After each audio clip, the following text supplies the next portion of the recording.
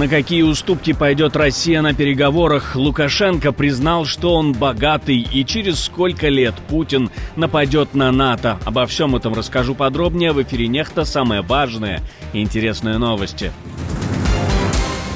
Шокирующее видео: российским солдатам приказывают расстреливать украинских пленных. Кого американцы хотят отправить в Украину и кто из союзников отказался участвовать в мирном процессе? Судьи режима: кто чаще всего судит задержанных на митингах? Спасибо, что смотрите, спасибо за доверие. Не забывайте ставить лайки, не забывайте оставлять комментарии и не забывайте подписываться на каналы. Все это очень несложно. Поехали. Давно не было прогнозов. В Минобороны Литвы посчитали, сколько времени осталось до российского нападения на одну из стран НАТО. Глава Минобороны Литвы считает, что Европа должна быть готова к полномасштабному конфликту, потому что Путин не изменится. У нас есть 3-4 года, чтобы полностью подготовиться к большой войне. НАТО должно быть на 100% готовым в любой момент, потому что единственный способ избежать войны – это быть полностью к ней готовым. Иллюзий по поводу безопасности больше нет. Разведка Дании считает, что если война в Украине затянется или заморозится, Россия сможет восстановить силы и быть готовой к атаке на Европу через 5 лет. Латвийские спецслужбы подтверждают, что Москва целенаправленно развивает возможности для противостояния с НАТО. Европа больше не может откладывать перевооружение. От решений этого года зависит, будет ли альянс крепче или окажется уязвим перед новой агрессией. Если согласны с этим, ставьте лайк. Если не согласны, напишите в комментарии, почему. ЗАЭС должна стать частью гарантий безопасности. Украина хочет вернуть Запорожскую атомную станцию. Об этом говорит президент Зеленский. Он заявляет, что Запорожская АЭС не работает и не заработает без Украины. По его словам, украинские атомные электростанции помогли стране пережить 3 зимы и удержали энергосистему от коллапса. Ну а контроль над ЗАЭС – вопрос национальной безопасности, и Киев требует зафиксировать его в будущих гарантиях. А вот коллаборанты очень испугались этого и поспешили записать обращение к кому-то. На какие уступки должен будет пойти киевский режим, но уступки России пока остаются частью неофициального переговорного трека, а там ничего хорошего. Возможная передача Запорожской атомной электростанции под контроль третьих лиц, скажем так, миротворцев, и отвод войск в Запорожской области. Все, кто в теме, понимают, что это будет катастрофа. Оккупанты могут отказаться от Покровска и переключиться на другой город, считают в Институте изучения войны. Россия перебросила части 8-й общевойсковой армии не на Покровское направление, а в сторону Константиновки, считают аналитики института. Это может означать, что Кремль планирует сделать Константиновку и эту агломерацию ключевой целью наступления весной и летом 2024 года. Город — южная точка фортификационного пояса Славянско-Краматорской агломерации, и его захват усилит давление на Киев.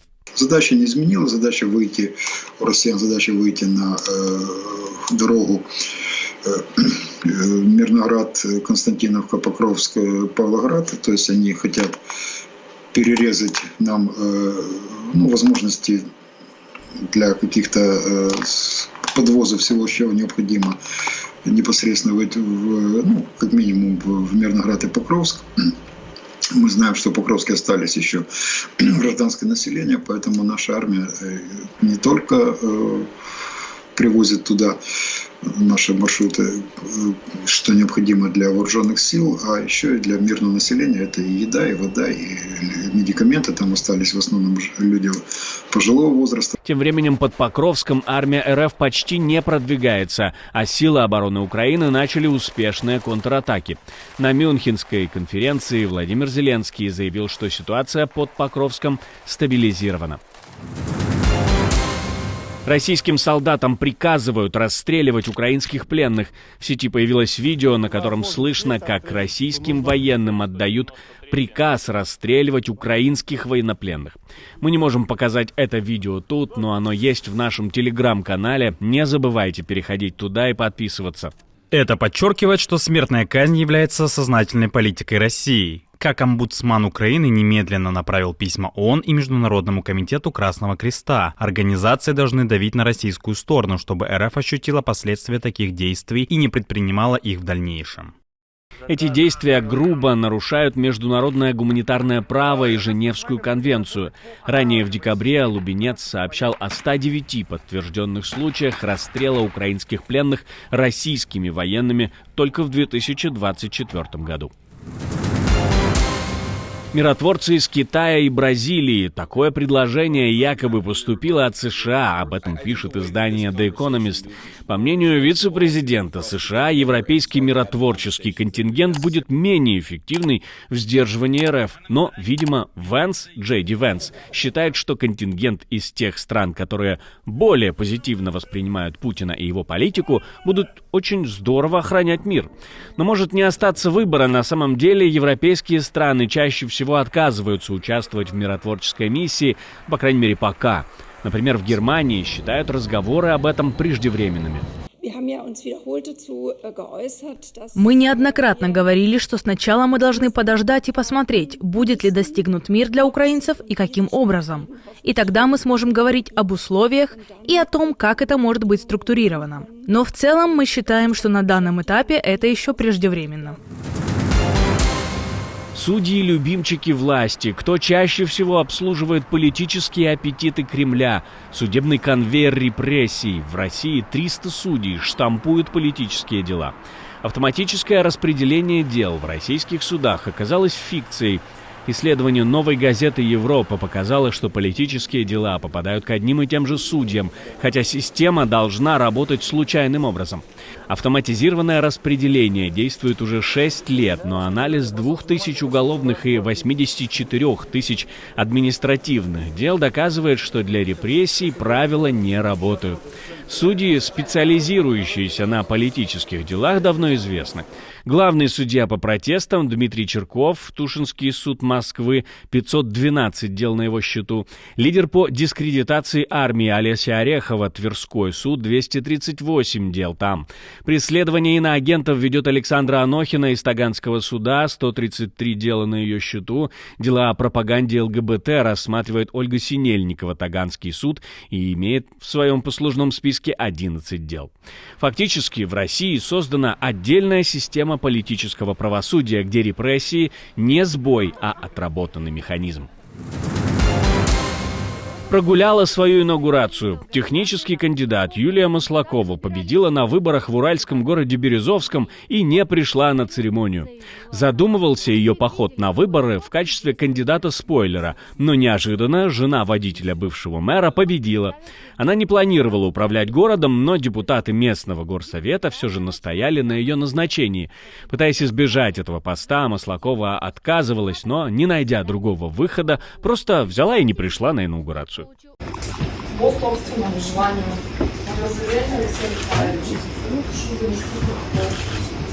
Всем спасибо. Вашингтон готовится к отдельным встречам с Москвой и Киевом перед возможными совместными переговорами. По данным NBC News, США намерены сначала поговорить с каждой стороной конфликта отдельно. К тому же они утверждают, что одинаково активно сотрудничают и с Украиной, и с Россией.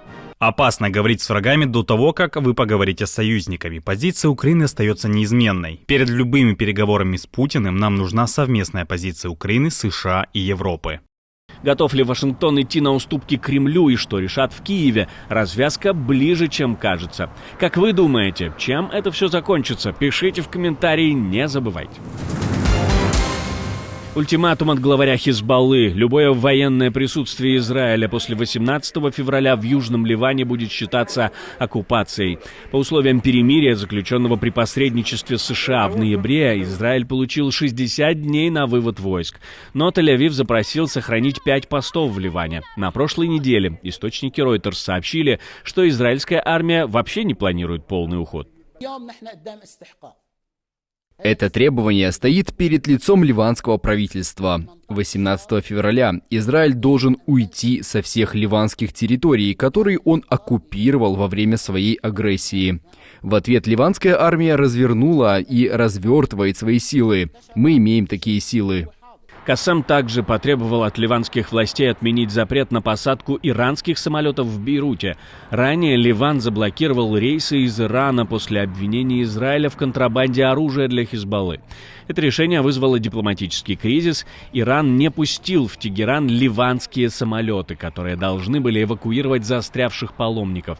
Обострение на южной границе Ливана рискует перерасти в новый этап эскалации, а требования Хизбаллы могут напрямую столкнуться с интересами США и Израиля. Лукашенко снова хотел сказать одно, а получилось, спалил сам себя. Я, говорит, помню, когда был бедным, но сейчас богат.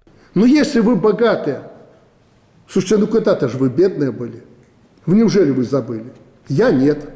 Ну давайте немножко дадим тем, кто бедный, и кто хочет, вернее, кто должен получить эту поддержку.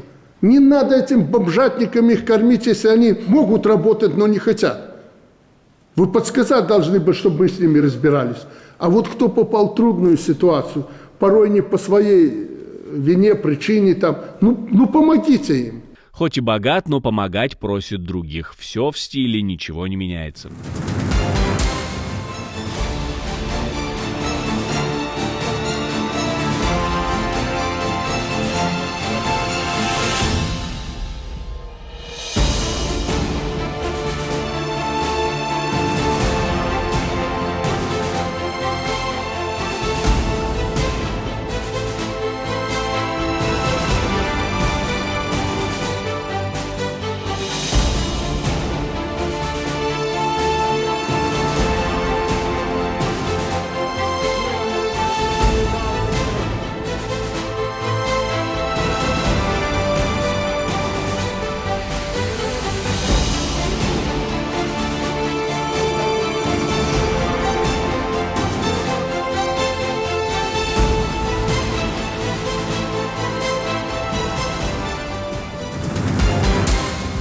Спасибо, что смотрите, спасибо за доверие. Не забывайте про лайки и комментарии, не забывайте подписываться на канал и про кнопочку «Супер спасибо» тоже не забывайте. На этом у меня все. До встречи и хороших вам новостей.